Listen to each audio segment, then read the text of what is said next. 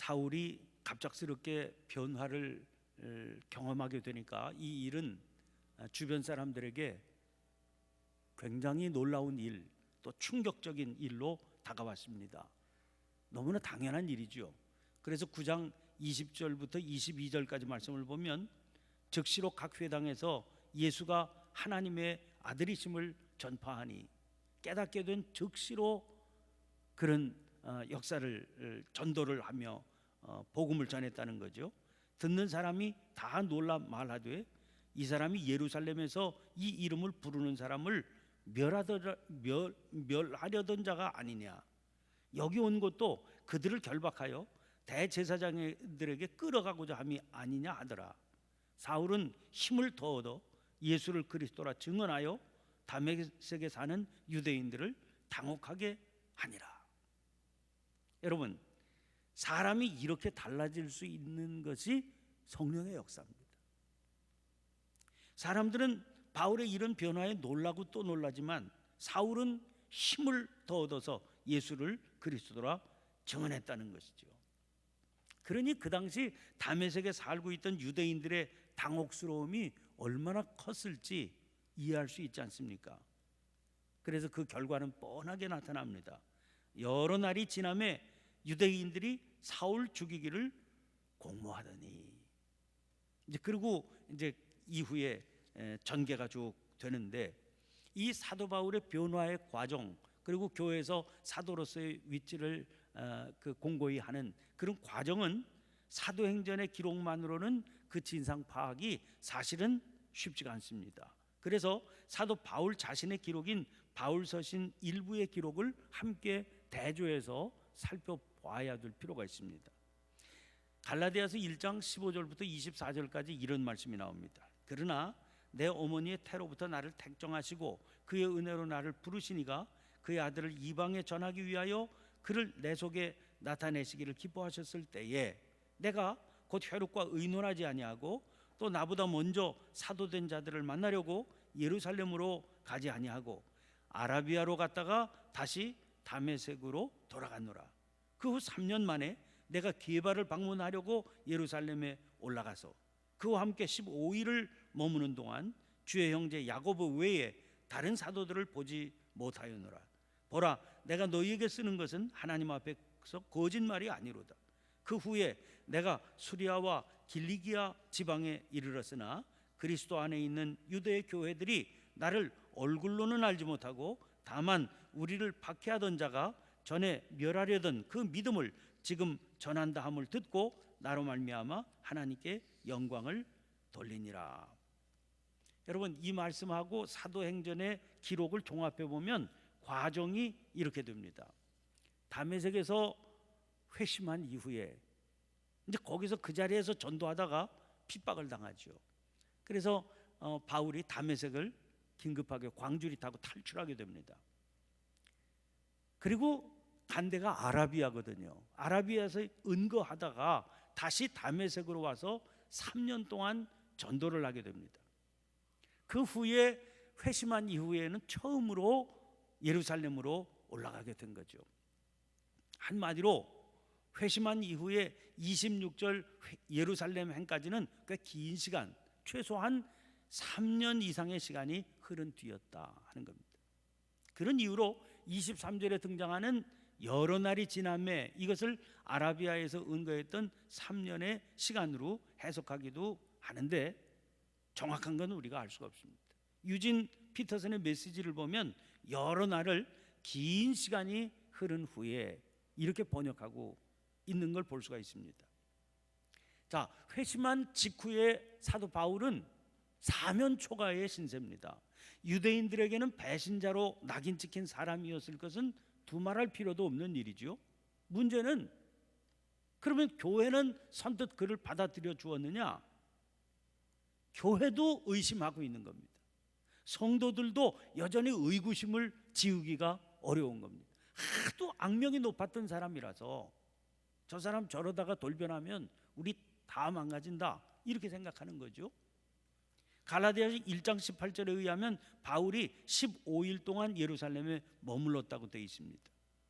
그 후 3년 만에 내가 게바를 방문하려고 예루살렘에 올라가서 그와 함께 15일을 머무는 동안 주의 형제 야고보 외에 다른 사도들을 보지 못하였노라.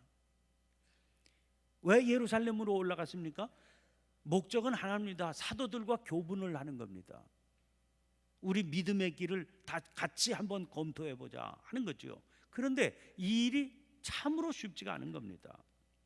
예루살렘 방문을 통해서 만날 수 있었던 사도들은 게바, 베드로와 주의 형제 야고보밖에 없었습니다. 12사도 가운데 2사람만 그를 만나 주었다는 겁니다. 그러니까 다른 사도들은 별로 만나려고 하지 않았기 때문에 만날 수가 없었던 거죠. 26절에 사울이 예루살렘에 가서 제자들을 사귀고자 하나 다 두려워하여 그가 주의자됨을 믿지 아니하니. 공동번역에는 이렇게 되어 있습니다. 그 뒤 사울은 예루살렘으로 올라가 신도들의 모임에 끼어보려고 하였으나 그들은 사울이 개종한 것을 믿으려 하지 않고 모두 무서워하였다. 여러분, 이 당시의 상황이 어떤 상황입니까? 이미 다메섹에서 3년 동안이나 힘을 다해서 복음을 전하고 난 뒤에 올라갔는데도 다 그 사실을 알고 있는데도 상황이 이랬다는 겁니다. 그러니까 우리 사도 바울의 그 당시의 악명이 교회 안에 얼마나 무섭게 퍼져 있었나 하는 것을 충분히 알 수 있지 않습니까? 최선을 다해서 애쓰고 노력했지만 저 사람이 어떤 사람인데 그 전력을 의심해서 받아들여지지를 않았다는 거죠. 그러니까 얼마나 사도 바울이 마음에 곤혹스러움이 있었겠습니까? 사도 바울이 어느 날 갑자기 회심하고 그냥 교회의 지도자가 된 게 절대 아닙니다. 이 배척, 이 왕따, 이 외롭고 고독하고 답답한 그런 과정을 계속해서 경험해야 됐습니다. 그 뒤로 이따가 말씀드리면 그걸로 끝나는 게 아니라 그 뒤로도 10년 이상의 세월이 흘러가야 돼요. 그런데 이 기간 동안 주목할 만한 것은 바나바라고 하는 사람의 활약입니다. 27절 보니까 바나바가 데리고 사도들에게 가서 그가 길에서 어떻게 주를 보았는지와 주께서 그에게 말씀하신 일과 다메섹에서 그가 어떻게 예수의 이름으로 담대히 말하였는지를 전하니라.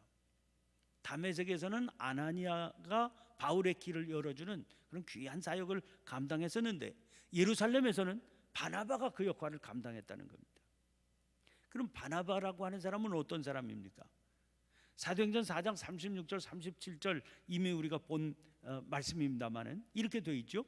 구브로에서 난 레위족 사람이 있으니 이름은 요셉이라 사도들이 일컬어 바나바라 번역하면 위로의 아들이라 하니 그가 밭이 있음에 팔아 그 값을 가지고 사도들의 발 앞에 두니라.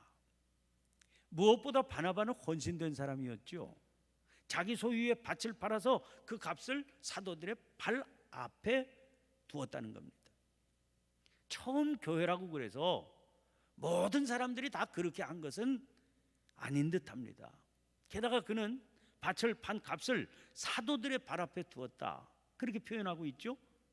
물론 공동번역을 보면 자기 밭을 팔아 그 돈을 사도들 앞에 가져다 바쳤다 이렇게 옮기고 있습니다만은 발 앞에 두었다 굳이 그런 표현을 사용한 것을 보면 이런 대단한 헌신을 하면서도 드러내고 싶어 하지 않았던 그의 지극히 겸손한 태도를 우리는 엿볼 수가 있습니다. 이런 아름다운 헌신이 있었기 때문에 그의 삶에 저절로 능력이 깃들게 되는 것이죠. 많은 돈을 헌금했다고 자세하거나 행세나 하려고 하면 누가 그 사람의 말을 귀담아 듣겠습니까? 뭐 큰 소리 치려고 저러는 거지 이러지 않았겠습니까? 그러나 그렇게 엄청난 헌신을 하면서도 겸손하고 자기를 감추려고 하고 자세하려고 하지 않는 그런 헌신된 사람이었기 때문에 바나바가 말을 하니까 사람들이 귀담아 들었던 거죠. 그의 이름은 원래는 요셉인 그의 본명은 요셉입니다. 그런데 바나바라고 하는 이름이 붙은 것이죠. 위로의 아들 이런 이름이 붙은 겁니다. 이 별명 위로의 아들이라고 하는 바나바라고 하는 이 별명은 그의 삶과 성품을 잘 대변해 주는 이름이었을 겁니다. 어떤 목사님이 이런 말씀을 하세요.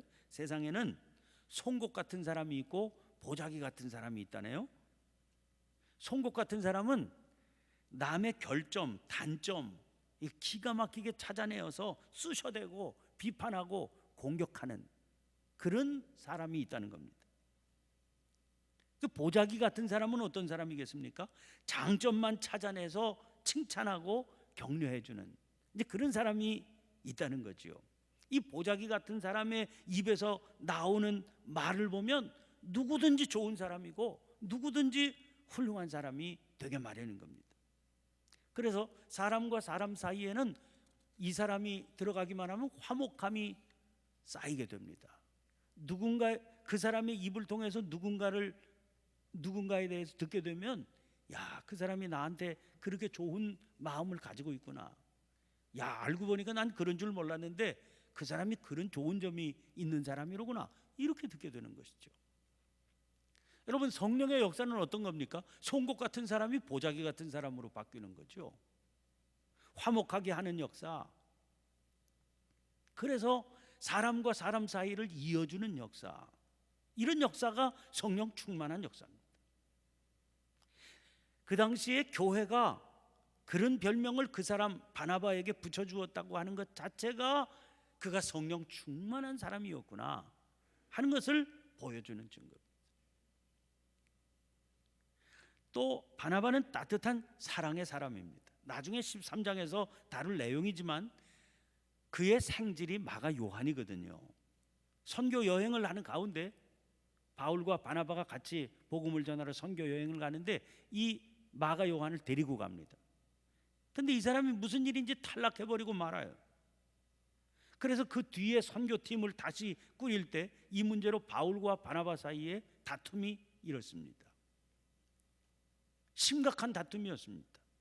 그 이유는 바나바가 바울이 마가는 안 된다, 이 선교팀에 들어가면 안 된다 이렇게 반대하는데도 불구하고 아니 다시 기회를 한번 주자 그렇게 주장했기 때문입니다. 바울의 주장에도 일리는 있었지만 바나바에게는 이 일보다도 중요한 것이 사람이었던 겁니다. 그래서 결국 이 문제로 바울과 바나바가 갈라지고 맙니다마는 나중에 어떻게 됐습니까? 바울도 마가가 얼마나 자기에게 소중한 사람인지를 알게 되고 마가를 받아들이게 됩니다. 바나바는 마가의 그런 점을 이 사람 돌이켰는데 이제는 진짜다 하는 걸 사랑의 눈으로 봤기 때문에 이미 보고 있었던 거죠. 무엇보다 그는 주님만 사랑한 사람이었습니다. 나중에 안디옥 교회 사역자로 바나바가 부름을 받아서 안디옥 교회를 섬기고 목회를 하게 됩니다. 그런데 자기 혼자 힘만으로는 부족한 거죠. 돕는 사람이 필요한 겁니다. 그래서 다소에 가서 집거해 있는 바울을 안디옥으로 설득해서 데리고 옵니다.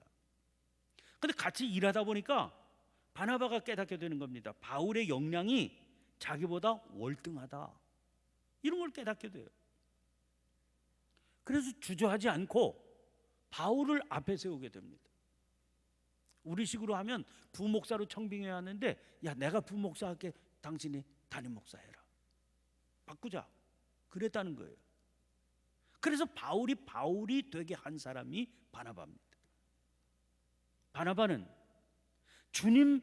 주님께서 영광 받으시는 일에 더 효과적이라고 그러면 자기는 어떤 자리에서도 감사하고 만족하다 그런 고백을 안고 실천하던 사람입니다.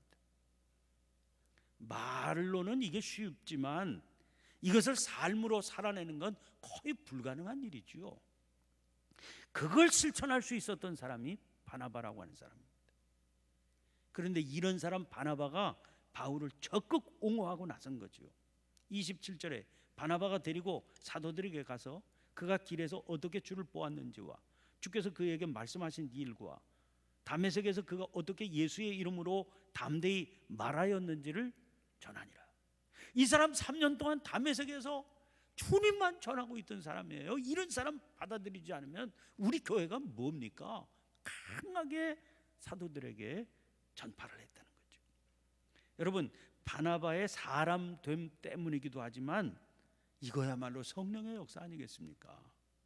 왜냐하면 당시의 분위기가 워낙 살벌했기 때문이고, 사도 바울이 정말 악명이 높았던 사람이기 때문에 분별력 없이 덜컥 믿고 받아들였다가는 큰 낭패가 날 수 있는 그런 형편인데, 이제 이런 일이 일어나는 거예요.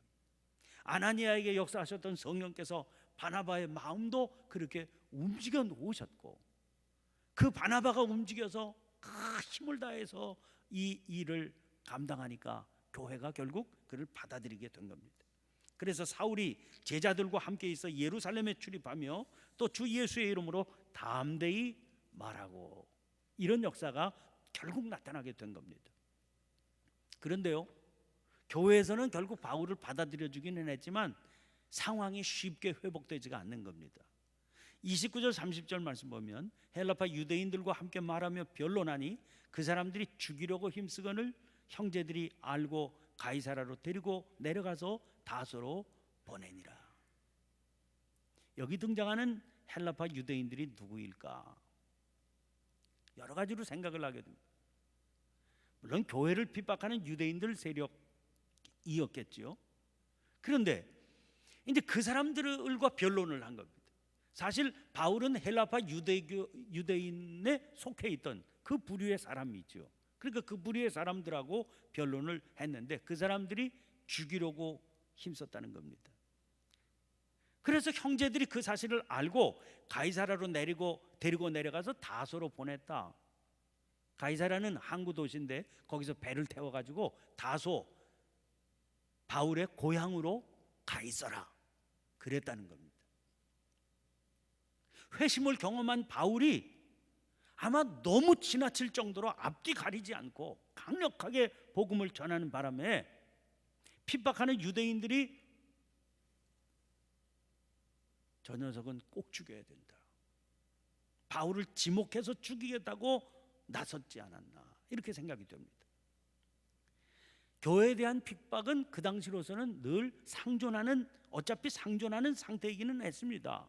그러나 헬라파 유대인으로서 핍박에 앞장섰던 바울의 변절은 그 헬라파 유대인들에게 너무나 큰 충격으로 다가왔겠죠.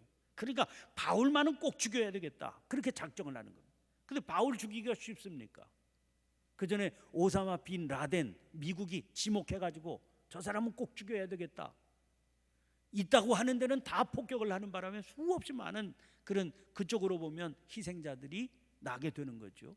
그 짝이 된 거다, 이렇게 볼 수 있습니다. 교회가 심각한 위기에 처하게 되니까 안 되겠다, 바울이 여기 있어서는 교회가 온전히 유지가 되지 못해, 피신시켜야 되겠다, 은거시켜야 되겠다. 그래서 다소로 보내게 되었다는 겁니다. 우리 어떻게 그 상황을 알 수 있는 거 아니? 31절 때문입니다. 거기 보면 그리하여 그러지 않았습니까? 다소로 보내니라, 그리하여 온 유대와 갈릴리와 사마리아 교회가 평안히 든든히 서가고, 그로 말미암아 일어난 모든 풍파를 겪은 후에야 교회의 평안함과 부흥의 역사가 찾아오게 되었다 하는 겁니다. 그런데 여기서 우리가 주목하게 되는 건 바울이 고향 다소에 가서 머물렀던 기간이 얼마나 되느냐 하는 거예요. 갈라디아서 2장 1절 보면 14년 후에 내가 바나바와 함께 디도를 데리고 다시 예루살렘에 올라갔나니, 이렇게 말씀하고 있거든요.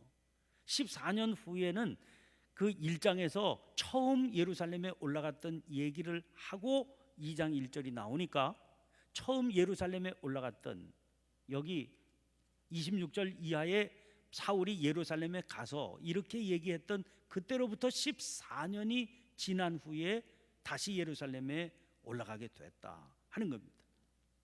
그러면 다메섹에서 머물렀던 3년을 제외하면 11년이 되고, 이 11년에서 바나바의 인도로 안디옥에서 와서 사역하던 기간이 사도행전 11장 26절을 보면 1년 동안이었다고 그랬어요. 1년 동안 바울과 바나바가 함께 목회를 하고 그 뒤에 예루살렘으로 올라갔다고 그러니까 최소한 10년 세월입니다.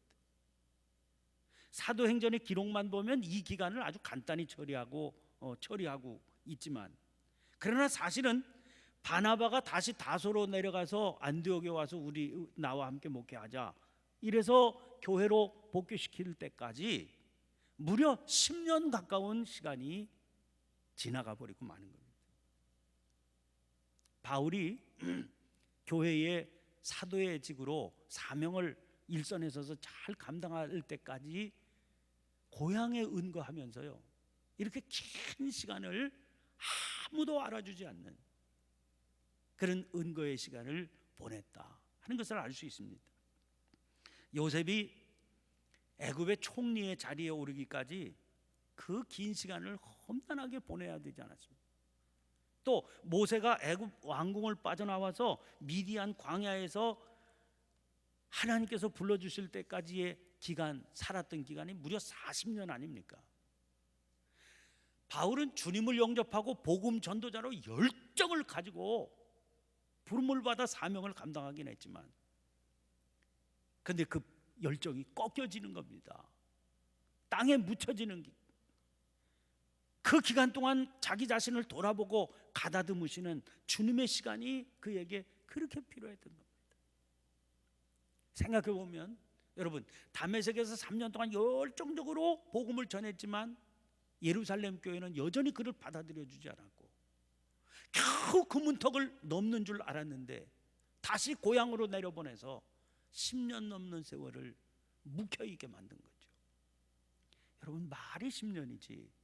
고향으로 내려간 바울은 모세가 자기의 젊음을 다 소진하며 인생이 그렇게 끝난 줄 알았던 것처럼, 언제 나 이 고향 땅에서 벗어나서 정말 나를 이방인을 위해서 임금 앞에도 세워주겠다고 말씀하신 그 예언이 성취될 수 있을까?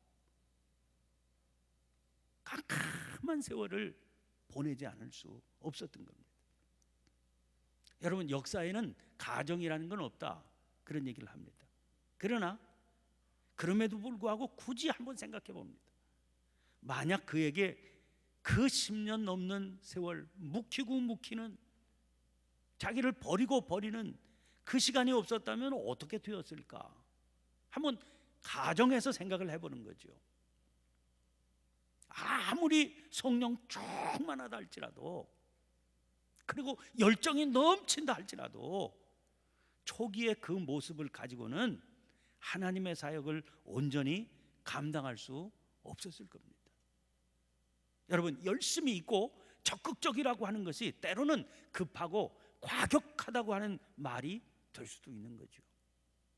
조금 일하다가 제풀에 넘어져서 떨어질 수도 있고, 열심히 있다고 하는 것이 오히려 교회 공동체를 어지럽게 하고 망가뜨리고 사람들을 분열시키고 상처 주고 그런 모습이 될 수도 있었을 겁니다. 앞날을 기약할 수 없는 세월을 10년 이상 보내는 동안 주님께서 그를 가다듬으시고 새롭게 하시고 인격을 변화시켜 주셔서 그가 진정한 성령의 사람이 되고 하나님께서 들어 쓰실 그릇으로 그렇게 만들어 가셨을 거다 하는 걸 생각합니다. 여러분, 바울이라고 하는 사람이 그냥 어느 날 갑자기 그야말로 뒤집어져서 바울이 된 게 아닙니다. 하나님께서는 오랫동안 묵히셔서 당신의 사역을 위해서 쓰임 받을 수 있는 그런 그릇으로 만들어 가셨구나 하는 것을 알 수 있습니다. 우리가 그래서 처음 성도들이 어떤 사람이었나 하는 것들을 바울의 그 모습을 통해서 깨닫게 되는 겁니다. 어느 날 갑자기 성령 받아서 뜨겁고 충만해서 미친 듯이 복음을 전하고 그런 사람들 아니었다. 그런 뜨거운 열심만으로는 주님의 공동체를 이룰 수가 없는 겁니다. 12제자를 전도자로 파송하시면서 주님께서 주신 말씀을 명심해 볼 필요가 있습니다. 마태복음 10장 16절 말씀을 보니까, 보라, 내가 너희를 보냄이 양을 이리 가운데로 보냄과 같도다. 그러므로 너희는 뱀같이 지혜롭고 비둘기같이 순결하라. 여러분, 양이 이리떼 가운데로 들어가는 겁니다. 그게 전도자에게 맡기신 사명이에요. 너는 양이 되어서 이리 가운데 들어가라. 뭐 하려고요? 이리를 변화시키라는 거예요.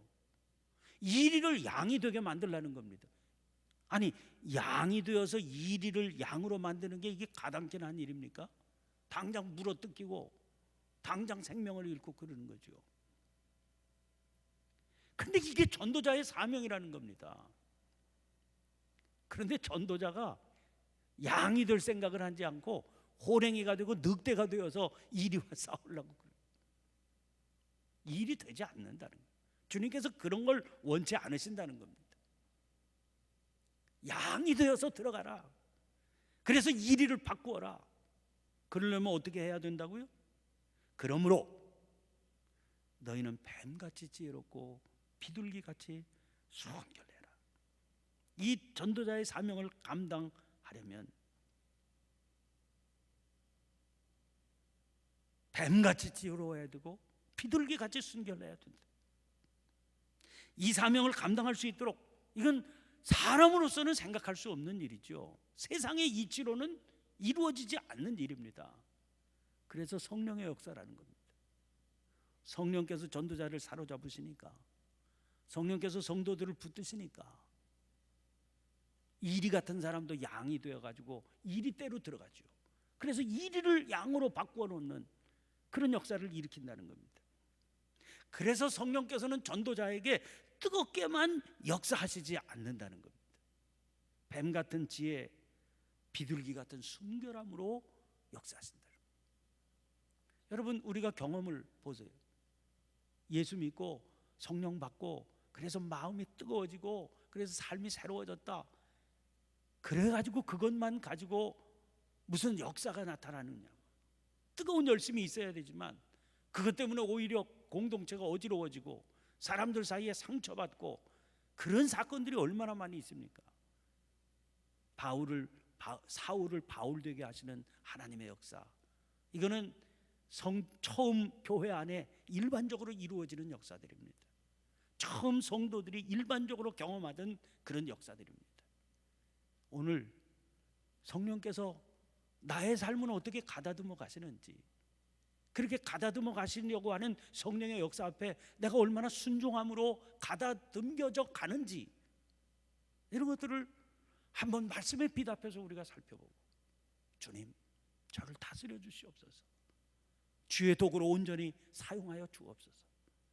아직도 저는 여전히 사울의 그런 모습만 남아 있으면서 그게 무슨 하나님 앞에 잘 사용되는 것처럼 겁축되고 있는 것은 아닌지 보게 해 주시옵소서. 자꾸만 낮아지고 다듬어지고 깎여져서 주께서 쓰실 만한 그런 그릇으로 변화되어 가게 해 주시옵소서. 간절한 기도가 주님 앞에 드려져야 될 줄 믿습니다. 오늘 주신 말씀을 기억하면서 우리 함께 간절한 마음으로 기도하십시다.